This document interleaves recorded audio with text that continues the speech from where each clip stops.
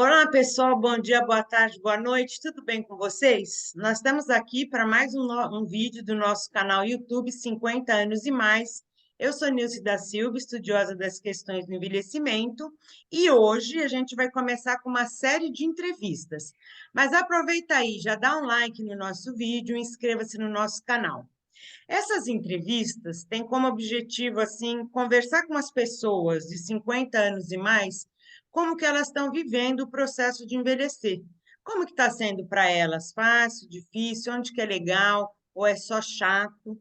E para começar essa série de entrevistas, eu estou aqui com a Vanderluce, que tem um sobrenome bem difícil, Tchechak, que eu acho que eu acertei. Ela tem 58 anos, ela é estagiária em nível de pós-doc na TELUC, que é uma universidade do Quebec, e ela vai contar hoje para a gente como é que está sendo esse processo. E aí, Vanderluce, como que está sendo envelhecer para você? Me conta. Olha, Nilce, primeiro de tudo, um prazer estar aqui. Obrigada pelo convite. E eu acho assim, tem coisa chata, como você mesma disse? Tem, com certeza tem muita coisa chata com relação a ficar velho. Então nós vamos abordar aos poucos. Vamos falar. Eu acho que vale a pena começar pelas coisas. Vamos intercalando, vai. Vamos falando um pouco de coisa chata, um pouco de coisa legal, conforme elas vão surgindo no nosso bate-papo. Mas eu acho assim, você veja. Eu estou com 58 anos e eu estou fazendo esse estágio de pós-doutorado aqui em Quebec já faz um ano e meio, né? Então, você veja, foi uma oportunidade que surgiu, eu já com 55, vai dar para dizer, porque o processo todo entre o aceite, né, da instituição até eu vir de fato, considerando que houve pandemia e tudo, então a gente pode dizer que eu já estou nesse processo já faz quase 4 anos, né? E assim, sabe quando você pensa assim, caramba, né? E agora? O que que eu vou fazer? 50 e tantos anos, eu já aposentada, né? Porque eu sou professora universitária no Brasil, né? E aposentada. E aí comecei a pensar assim, o que fazer? Como eu sou professora de educação e tecnologia, né, eu trabalho com formação de professores para uso de tecnologias na sala de aula, já faz mais de 20 anos que eu trabalho com isso, é uma coisa que eu adoro fazer. Então, eu acho que um ponto que é interessante falar ainda nessa coisa de envelhecer é isso. A gente meio que tem que pensar o que que eu gosto de fazer. Porque para aquela pessoa que trabalhou durante 20, 30 anos numa profissão que não gostava e que era só mesmo para pagar a conta, né? Que, lógico que tem gente que tem essa situação, infelizmente tem e muita gente, né? Independente, inclusive, de ter nível superior. Aí fica muito difícil de você não rezar para que chegue logo a aposentadoria. Mas não era o meu caso. Eu estava assim, rezando para que chegasse a aposentadoria, no sentido assim de eu ter mais liberdade. O que que eu quero dizer com essa questão da liberdade? Eu sempre gostei muito de ensinar, sempre gostei muito de pesquisar, mas conforme foi passando o tempo, Nilce, eu fui ficando cansada, né? A gente vai ficando velho, então não é um cansaço só mental, é um cansaço físico mesmo, né? Eu dei muita aula nessa vida, eu trabalhava, dava aula, já houve períodos longos em que eu dava aula de manhã numa universidade, à noite eu dava aula em outra universidade. Então era assim um pique que precisava ter energia. Eu confesso que, conforme foi passando o tempo, essa energia foi se esvaindo, né? Então, peraí, mas Principalmente. essa energia que você está falando aí, é que hoje você acha que você precisa de mais pausa, você precisa trabalhar menos, ou menos horas, menos dias? Como que é essa coisa da energia? Fala mais. Exatamente nesse sentido que você acabou de descrever. Adoro fazer o que eu faço, então, no caso, por exemplo, trabalhar com ensino, trabalhar principalmente com pesquisa, eu gosto muito, mas hoje, definitivamente, eu não tenho o pique que eu tinha há 20 anos atrás. Então, hoje você Então, não trabalha mais de manhã, à tarde, à noite, parou. não tenho a menor condição, não tenho a menor condição. Eu até devo confessar para você que, dependendo do projeto no qual eu estou envolvida, às vezes eu preciso ficar um tempo a mais, às vezes até preciso ficar o dia inteiro, sim, Mas você entendeu? faz meio empurrado isso? Como é que é? Isso assim, me deixa mal, porque aí junta uma coisa muito complicada, né? Porque você fica naquele dilema interior em que você quer ser competente e você quer mostrar competência para você mesma e para o grupo no qual você está, isso é fato. Da mesma maneira que você queria mostrar competência há 20, 30 anos atrás. O desejo de ser competente é o mesmo, né? Eu imagino que não importa nem a área sua de conhecimento, você quer ser competente para você mesma e para os outros. Tem esse lado do desejo de ser competente, mas tem o outro lado do meu corpo e da minha mente que não aguentam mais ficar tanto tempo em cima de um computador, em cima de uma pesquisa, em cima de um artigo científico, entendeu? Eu me Não, mas, canso. mas você não acha assim que a sua bagagem acaba compensando? Dá um exemplo meio bobo. Uma menina, uma moça aí de 23 anos, trabalha 10 horas sobre um artigo científico. Vai, ela tem que tirar as ideias mais importantes desse artigo aí. 10 horas ela trabalhou. Você não acha que você, com 5, você não dá conta de fazer o mesmo que ela fez em 10 horas? E para mim isso fica muito claro, Nilce, porque você veja, eu trabalhei boa parte da minha carreira acadêmica como professora de educação à distância, né? Mexia muito com tecnologias de ensino. E para mim era evidente isso. Eu conseguia dar conta de bagagem de serviço assim muito mais rapidamente do que colegas mais jovens nos últimos anos antes de aposentar, que eu já era idosa, quase idosa, né? Porque a gente oficialmente é idoso a partir dos 60, ok, mas a gente sabe, né, que a partir dos 50 a coisa já começa a pegar pesado, né? Em termos mesmo de organismo, né? A gente já começa a ficar mais cansado. E eu percebia que eu estava dando mais conta, assim, era mais rápido. Então, quando você vê, por exemplo, um curso online, porque é como você tem uma flexibilidade de tempo, e você normalmente se fala assim, olha, para você fazer esse curso, você precisa ter disponível 6 horas por semana, né, para você seguir essa disciplina. E isso serve para o aluno e também serve para o professor. Não é o mesmo tempo, né, de dedicação do professor, mas também existe isso na hora que você vai fazer um contrato de trabalho, para trabalhar online, porque não existe esse rigor de hora aula, não é? Então, muita coisa é feita assincronicamente, né? Ou seja, muita coisa é feita não ao vivo. Então, você tem uma flexibilidade que é uma coisa maravilhosa, que sempre me atraiu muito. Mas existe um tempo X que você tem que trabalhar. E esse tempo X, normalmente, vou supor, né, que fossem 18 horas semanais. Eu tranquilamente fazia em 9, 10 horas. Não é? E Então, hoje, mais é, velha? faço também, porque é o que eu disse, são coisas que eu domino, que eu conheço, então eu consigo ter um jogo de cintura para entender coisas que talvez uma pessoa mais recente na área não vai conseguir. Só que no momento, Nilce, eu enfrento um outro desafio. Para mim, assim, é um motivo de temor e orgulho, não é? Qual que é esse outro desafio?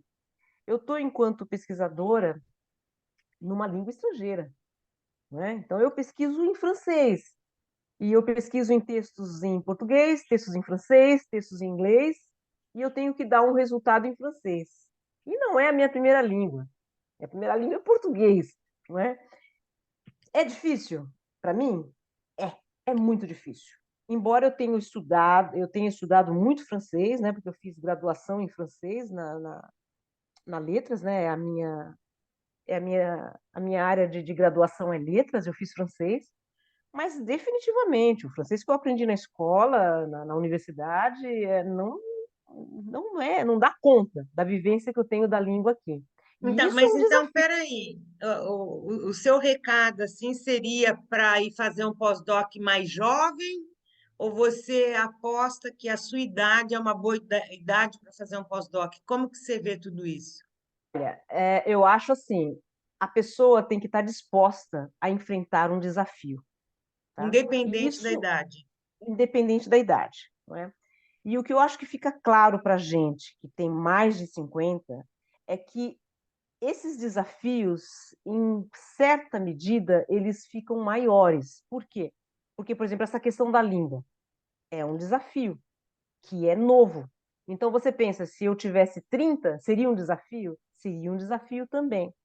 Só que aí é interessante pensar nisso, nessa coisa do desafio, principalmente quando você fala num desafio intelectual, né? Ele envolve dois lados. Se por um lado é difícil, cansa a cabeça, cansa os olhos, que os olhos da gente ficam muito mais cansados com a questão da idade. Por outro lado, eu me sinto mais preparada psicologicamente. Por exemplo, ontem eu tive um dia pesado, um dia deprimente, assim, no sentido de que um monte de coisa que eu queria que acontecesse, eu queria ter dado conta, chegou no final do dia eu não dei. Eu estava péssima no final do dia. Mas eu tinha certeza nisso, que eu ia tomar o meu banho, eu ia jantar, eu ia deitar na cama e eu ia amanhecer melhor. Então, isso é uma coisa que me deixava tranquila ontem, apesar de eu estar aborrecidíssima, sabe? De E pensar, quando você era mais amanhã eu vou jovem, estar como que melhor. era essa sua conversa com você mesma? Quando Esse eu era mais jovem psicológico. era terrível. Eu chorava, entrava em desespero e eu não tinha essa certeza que eu tenho hoje de que no dia seguinte eu vou estar melhor. E realmente, hoje eu estava muito melhor. Eu já amanheci, já abri o olho assim, e falei, caramba, hein? Eu estou me sentindo tão bem hoje, ontem eu estava péssima. Então, há Então, peraí, será que 20 anos atrás não tinha isso. a gente pode dizer, será, que o processo de envelhecimento ele acompanha o processo de autoconhecimento? Eu acredito que sim. Eu acredito que Mais sim, velho, você porque se conhece mais. sim, eu acredito que sim, Nilce. Talvez isso não seja uma regra geral, tá? Mas eu acho que a gente tem condições, sim, de se autoconhecer muito mais quando a gente vai ficando mais velho, e no sentido até de perceber as coisas que nos fazem mal. E quando você está lá no fundo do poço, deprimido e tal, numa situação, você, lógico que tem momentos que você está mal mesmo, só o tempo vai melhorar você, mas, em muitas situações, você olha e fala: eu sei o que buscar, eu sei de que maneira agir para me sentir melhor. Então, você se conhece, você é mais sua amiga, não é? Mas é claro que isso depende, eu acho que isso varia muito de pessoa para pessoa, mas eu acho que é uma coisa que todo mundo pode começar a fazer, entendeu? Talvez alguns consigam fazer melhor, outros consigam fazer com mais dificuldade, entendeu? Mas eu vejo assim, por exemplo, eu não me desespero mais com as coisas como eu me desesperava há 20 anos atrás, entendeu? E eu acho que isso tem a ver também com essa coisa. Eu tenho me imposto desafios, né? O desafio de ter vindo para cá, morar num país estrangeiro, sem dúvida nenhuma, foi um desafio que eu aceitei assim. Eu construí isso porque eu sabia que eu ia ficar mais forte, e isso é fato. A gente fica mais forte. Aquela coisa de que você sabe que você vai matar um leão por dia, ou dois ou três leões por dia, mas você, quando se depara com uma situação assim complicada, você olha para aquilo e você fala: caramba, eu vou dar um tempo, eu vou fechar o computador, eu vou ali, eu vou tomar uma água, eu vou tomar um café, eu vou dar uma volta, porque eu sei que eu vou dar conta. Pode não ser agora, pode não ser hoje, mas eu vou dar conta, eu consigo, eu vou encontrar uma saída.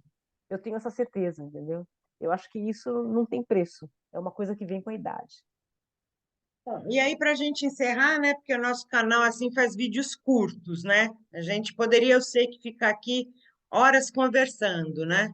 Mas se você tivesse que definir a Vanderluce que tinha 25 anos, comparada com a Vanderluce de hoje, qual é a maior diferença da Vanderluce mais velha para aquela Vanderluce jovem? Eu acho que a diferença maior é justamente esse, essa questão que eu acabei de conversar com você. É essa coisa de que eu não me desespero mais como eu me desesperava. Porque era um traço, é um traço da minha personalidade, porque personalidade a gente não muda, né?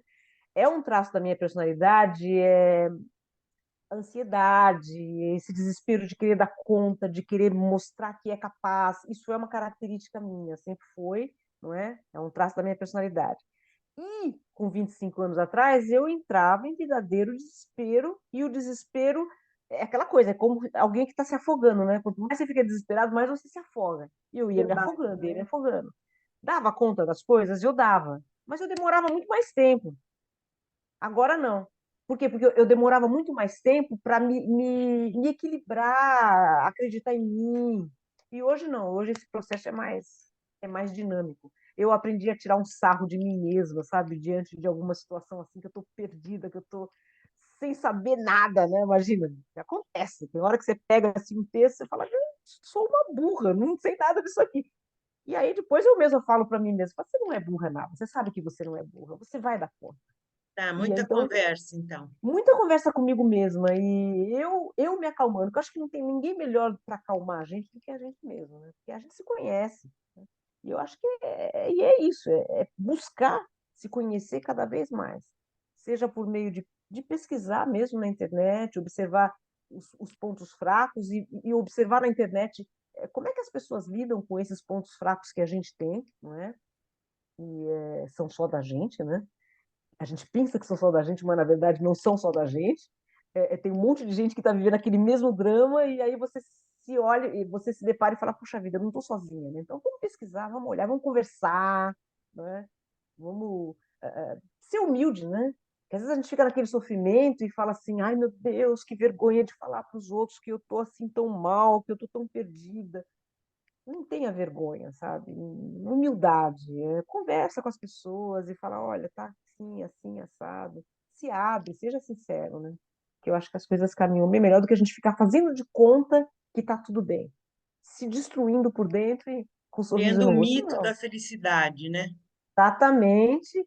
E criando o mito da perfeição, dessa potência, dessa capacidade. Todo mundo tem defeito, todo mundo tem fraqueza, todo mundo tem dia que está destruído, se sentindo a pior pessoa do planeta. E O pó da rabiola.